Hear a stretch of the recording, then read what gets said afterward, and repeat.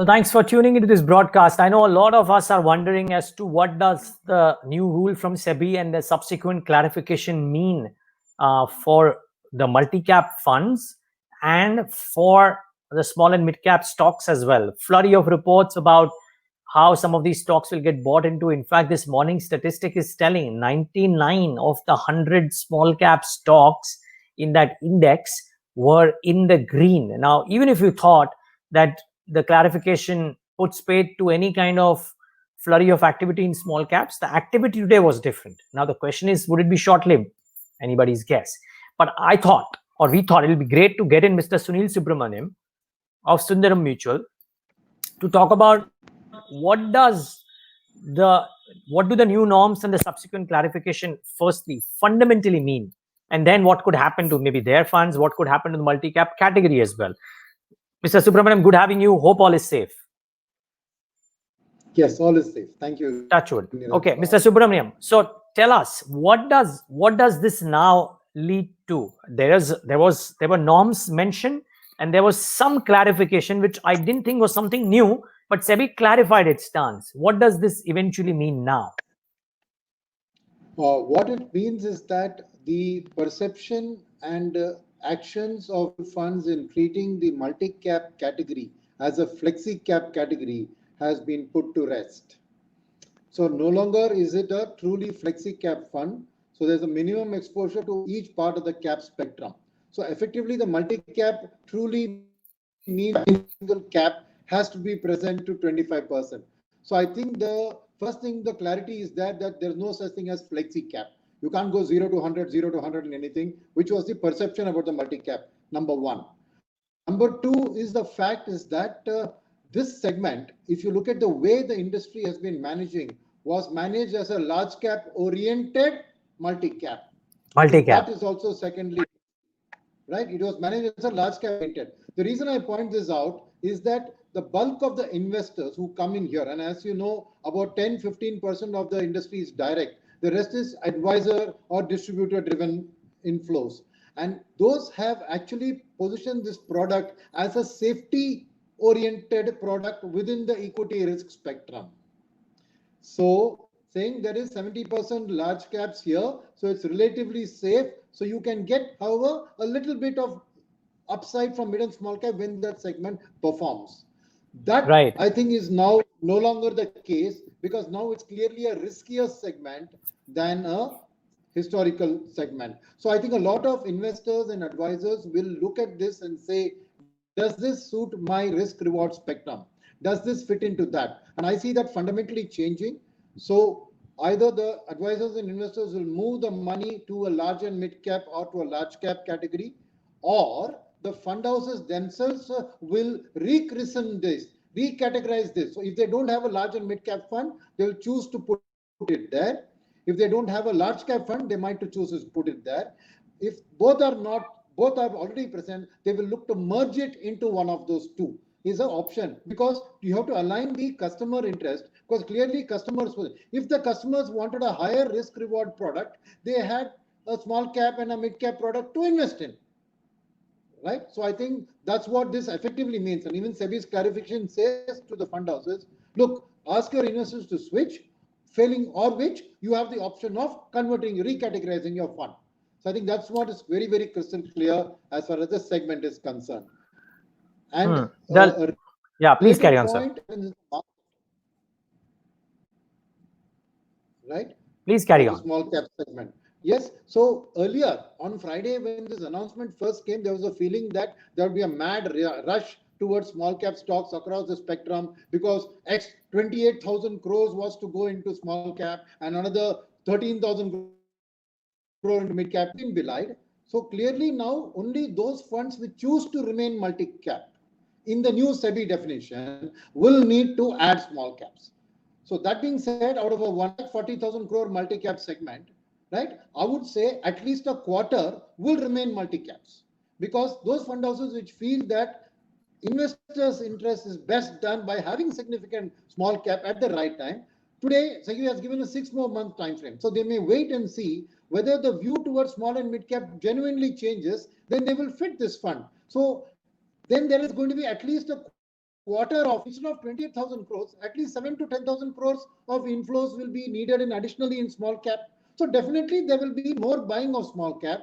But what it helps the mutual funds is that they don't need to now dilute their quality standards.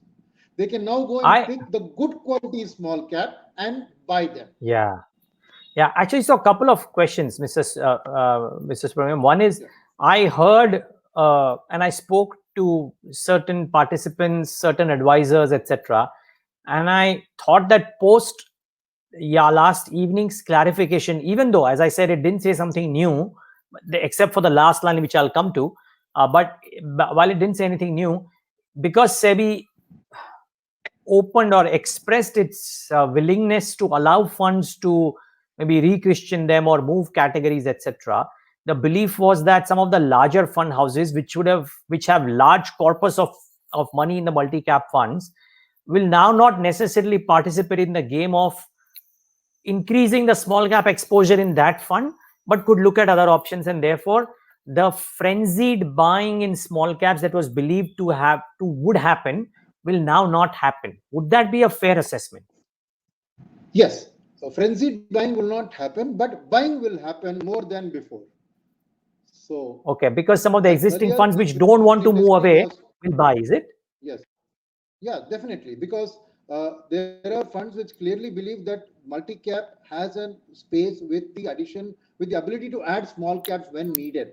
So fundamentally, that view will not change, right? Because why did the fund house launch a multi-cap if they already had a large and mid-cap? If their intention was at all times to play a 65-35 game, they could have very well promoted only their large and mid-cap. Clearly, they felt while the current time was not right to stock up on small caps, that there would be a time when the Indian economy improves, when the market situation improves, when they can add. Now, that's not easily done in a large cap fund because it's got to be 80% large cap. That's not easily done in a large and mid cap because you're not being true to label. If you suddenly add 35% small cap, while technically you can do that, you're not being true to label because you haven't named that fund as large, mid, and small cap fund. You have named it as large and mid cap. So there is a ethicality to saying I can add maybe 5% small cap. But if I go more than that, am I being true to label is a question. For those fund houses which believe that over a medium term, small caps do have a role to play in a broader portfolio, in a fund with a diversified portfolio, will continue to keep their multi-caps as the case may be and run it according to that. So I don't think that it's going to be zero demand for small caps. I think there will be still significant demand for small caps, more than what was there before this circular came in, new circular came in. Okay, I don't want to put you in a spot, but I'm just wondering, could there have been a better solution than a 25% kind of demarcation? Why would the regulators tell funds that keep this percentage? Yeah, I mean, could the true to label thing, even if the attempt was that, have been done in a different fashion? Because this is, to a lot of people's mind, quite rigid about in terms of percentage allocations, that you have to have a minimum of 25%. Could that have been a different way of doing it? I don't think so. The only better answer to that is if truly the industry wanted a flexi cap, then they can request SEBI to launch a new flexi cap category. Actually, I was going. Right? Because why I'm saying this Please is finish your the point. industry has displayed its behavior that they still believe that large cap is the place to be in. So SEBI wants to say that if that is the case, please promote your large cap fund. Please promote your large and mid cap fund. Why are you taking a category meant as multi cap to promote essentially a large cap portfolio? So I don't think the regulator could have done it any other way, because there's no other way the regulator can speak to a fund house and they can't tell them, please take more small cap. No, because the idea, when the regulator originally did the categorization, in his mind, probably he thought that multi cap funds would get, but he didn't specify it then. And he found that the industry was tending to treat it as one more large cap fund. So I think that what the regulator did, probably this clarification had been there in the beginning. This category may not have scaled up to the extent that it did, because are there so many people willing to take a significant small cap? Then that category would have been of a decent size. Because you see, large and mid cap category, which is ideally suited to the portfolio that is currently managed in multi cap, is only one third. It's about 7.5% of the industry AUM, whereas this is 19%. So it's only one third. So clearly, the SEBI has a clear thing saying, if your belief at this moment is have a role to play, then please promote your large and mid cap fund, because that clearly, as a label, true to label, tells the investor that this is my outlook. So I think that I don't think the regulator could have done it any other way. One. Second is they have to look at the larger reason, right?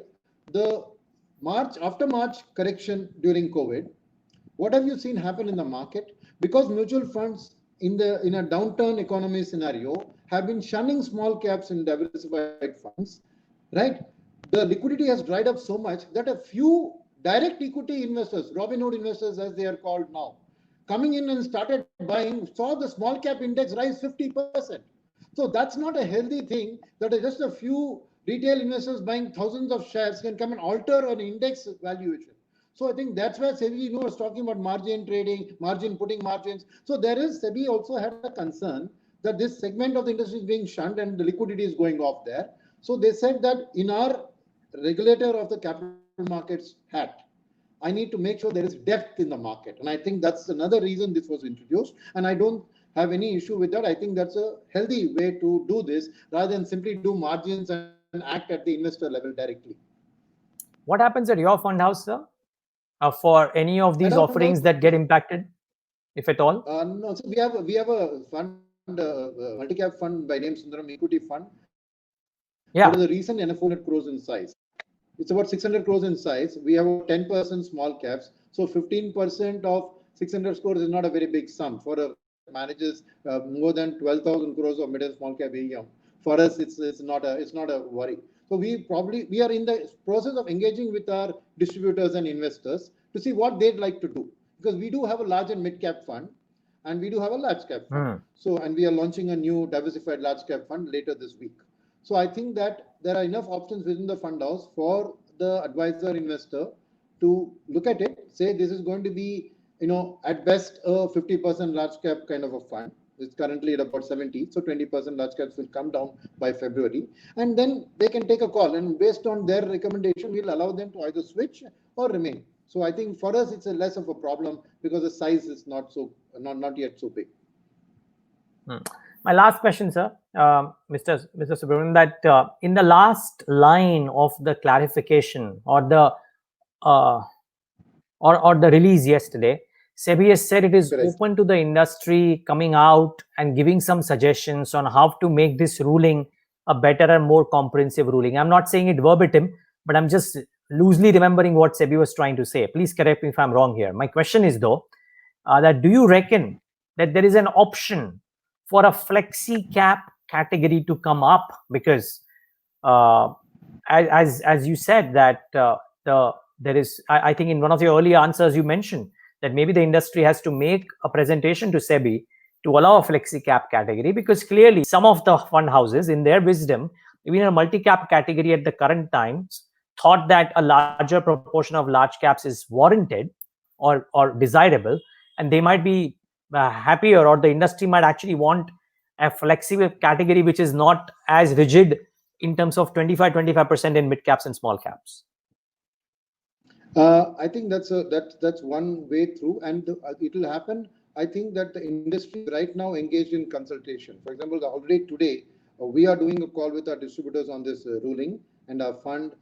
And I know at least 3 other fund houses have already announced webinars, con calls to talk to customers. So if customers feel, see today, if I don't know what proportion of customers came because it is like a large cap, and what proportion came saying, hey, it is large cap for now, but as economy recovers, I don't need to do asset allocation. The fund manager will do it for me. And in between that 1 year taxation, that if you change your asset allocation, you suffer short-term capital gains. That worry goes away. So there could be a segment of investors who would say, no, I'm okay with it being large cap now, but I'm also okay with it in becoming a higher proportion later. But today, I'm not okay with having 25% small cap. So if the feedback is such, then I think that reclassifying some of these as flexi cap and requesting SEBI not to have limits on a flexi cap, right, would then straight away put some of these fund houses could put straight away or give an option to investors. If you remain, this will be flexi cap. If you want only a large cap oriented, here's a large cap or a large and mid cap fund to which I will give you a switch. So I think that's a very practical, sensible session, but it will come through only if investors and advisors give the feedback that that's what they want. See, unilaterally, the AMCs can't take this decision and put it there because we don't know the advisor investors' mindset in choosing this fund.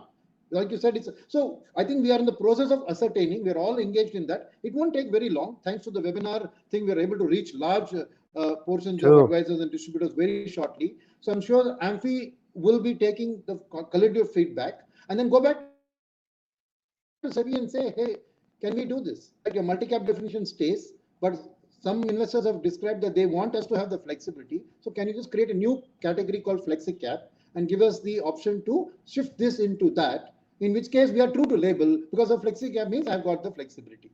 So I think if SEBI then responds, that's what probably SEBI is also meant, saying we're open to that suggestion. SEBI could evaluate it and come back. And if I may recollect, right, before the categorization, there used to be this category called opportunities funds. Many fund houses had funds which would just add opportunity. Opportunity was essentially flexibility, right? But thanks to this categorization, all those opportunities went and sat somewhere else. So I think that's a good way out, which provided enough advisors, investors feel there is value in that. Otherwise, today what happens, Niraj, just to sum up my theme, what happens today is that investors today will have to exercise the option, right? That if the fund house chooses to merge it, he no longer has a flexibility. So there are two types of investors. One who says, I'm happy, it's going to large cap. But he's maybe happy today, but then a year later, if the V-shaped recovery is on the way and a larger small cap exposure is justified given an investor's risk reward position, he will be forced to redeem from that large cap oriented fund and then buy a small cap fund at that stage. And so that's you're now putting that another question, right? For today, I'm okay. So you're putting the decision making back at the customer advisor deciding to switch, whereas the flexi cap option allows the fund manager with his expertise and diversification to carry it out smoothly for the investor. So let's see how that goes. Let's see how it goes. Comes through, I think that would be a real good path out of this. Okay, my last question, sir. Multiple houses, multiple fund houses, multiple brokerages rather have come out with various estimates of what the quantum of money into the small cap index or small cap stocks could be. Now, some of that changed post last evening's clarification as well. Again, I didn't think there was anything new out there, but still, it did change. So my question, and because maybe some people felt that now some large fund houses might move, simply just re-Christian instead of buying more small caps. You might be completely wrong in this, and nobody will blame you, but I'm just trying to assess. Have you as a fund house or you individually have done some back of the envelope calculation to figure out what's the quantum of buying that could happen in the mid cap and the small cap space over the course of the next 6 months? Is there a rough estimate? Yeah, I think I would say 10 to 15,000 crores. There's 41,000 crores at stake purely on an arithmetic basis. Okay. Yes. Of which 13 is in mid caps and 28 is in small caps. So I would say about 10,000 crores in small cap and about 5,000 crores in mid cap.